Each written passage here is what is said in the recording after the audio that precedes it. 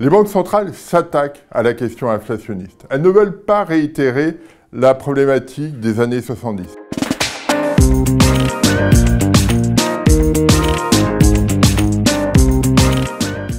À l'époque, l'inflation avait duré 10 ans et s'était terminée soit par une récession aux États-Unis, soit par un fort ralentissement en Europe.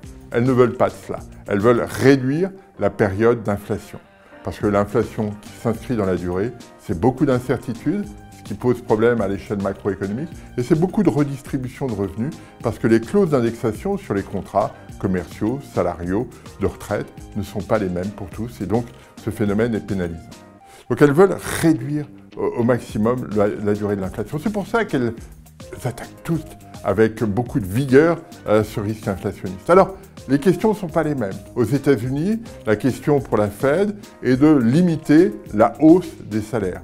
Parce que le facteur persistant, le facteur qui crée de la persistance sur l'inflation, ce sont les salaires. Et on a vu, avec la reprise américaine, une tension très forte sur les salaires.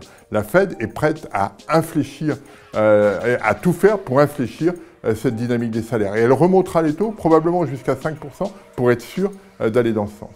En Europe, la question n'est pas la même. Il n'y a pas de tension salariale aussi marquée qu'aux États-Unis, mais on a un vrai problème lié à l'énergie, notamment le prix du gaz. Et donc, la contribution la plus forte sur l'inflation européenne, c'est le prix de l'énergie. La Banque centrale européenne ne peut pas faire grand-chose dessus. Par contre, la Commission, ça va être son rôle de gérer ce marché de l'énergie pour limiter l'amplitude, pour limiter la volatilité de ce marché de l'énergie.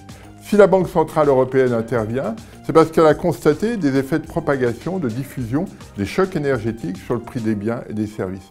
Et ces phénomènes pourraient générer de la persistance sur l'inflation globale, et ça, elle ne le veut pas. Et en plus, si on rentre dans cette logique, il y a un risque de voir les salaires augmenter plus rapidement dans le futur. Là non plus, c'est quelque chose qu'elle ne souhaite pas. Donc les banques centrales s'attaquent à l'inflation, très clairement. Elles ne veulent pas que l'inflation s'inscrive dans la durée. Elles ont chacune leurs armes sur les taux d'intérêt, sur la taille des bilans éventuellement, mais elles vont toutes tout faire pour que les salaires s'infléchissent aux États-Unis et que l'effet de choc ne se propage pas sur le reste de l'économie en Europe.